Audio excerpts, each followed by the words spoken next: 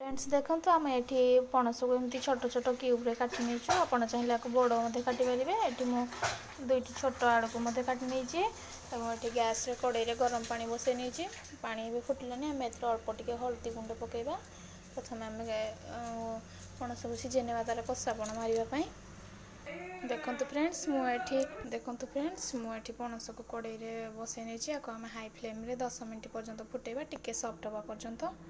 Friends एठी मु तरकारी बनाइबा मसला ये गोटे पियाज 10 ରୁ 15 कला रसुण 2टी सुखिला लंका किछि खंड दालचीनी गुजराती एवं टिके जीरा ता सहित टिके अदा नहीं आम भल भाव फाइन पेस्ट बनइबा।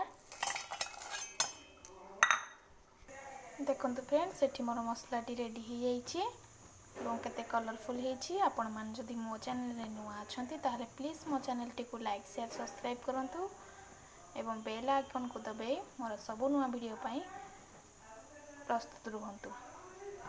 तो फ्रेंड्स एठी मु तरकारी बनिया पाई गोटे कटा पियाज किछि टमाटर टिके जीरा गोटे कंचा लंका नहीं लंका आपण निज राग हिसाब नहीं पारे आपण ऊपर डिपेंड करे आपण अधिक राग खाउतिले अधिक लंका बा कम राग खाउतिले कम लंका व्यवहार करि परिबे। एही तरकारीटी पाई बहुत ही कम सामग्री दरकार होता है और यह बहुत टेस्टी बनी थाए वर्ष रे थरे मात्र पणस आसी आपण माने निश्चित भाव में तरकारी को ट्राए करेंगे और मत कमेंट रे लिखि जनइबे जे आपण मानको तरकारी केमती लागिला। फ्रेंड्स एठी मु गोटे कड़े बसे नहीं एवं से कड़े आम ए 2 ରୁ 3 चामच तेल देवा तरकारी बनइबा पई।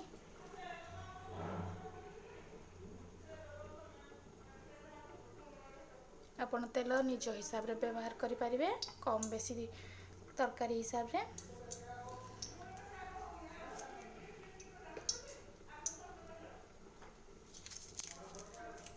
एठी गोटे तेजपत्र आम पकई नबा गोटे सुखिला लंका अल्प टिके जीरा सबको फुटिया पाई दबा।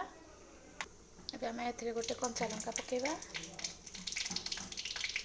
और काटिक रखिथिबा पियाज को पकेबा।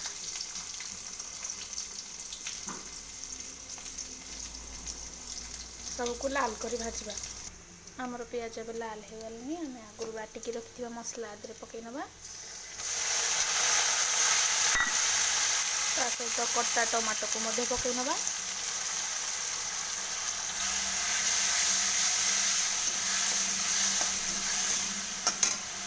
आगुरी काटिकी रखिथिबा आलू मध्य पकई नबा भल भाव में मसला टिके भाजबा एमती संपूर्ण कंचा गंध पलैब। फ्रेंड्स मुझे किसी मुग डाली को पूर्व भाजिकी धोईकी रखी आम आपको तरकारी पकई नबा। मसला आलू डाली को भल भाव में कषिबा। फ्रेंड्स आम ए सब सुखा मसला ए पकई नबा जमती कि आमर हल्दी गुंड अल्प टिके लंका गुंड कहीं लंका बाटी आपण निज हिसाब से लंका कम बेसी करें गोटे चामच अधिक धनिया गुंड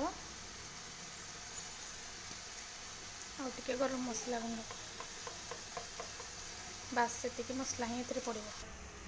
देखो फ्रेंड्स मसला टी केमती सुंदर भाव में फुटुची और केते सुंदर कलरफुल होइची भल भाव मसला को गोड़े गोड़े मुग डाली सीझा पर्यंत फ्राए करेंगे आउ टिके मुग डाली फिटिबो। देखो टिके मुग डाली फिटी जाइए आम ए पानी नबा।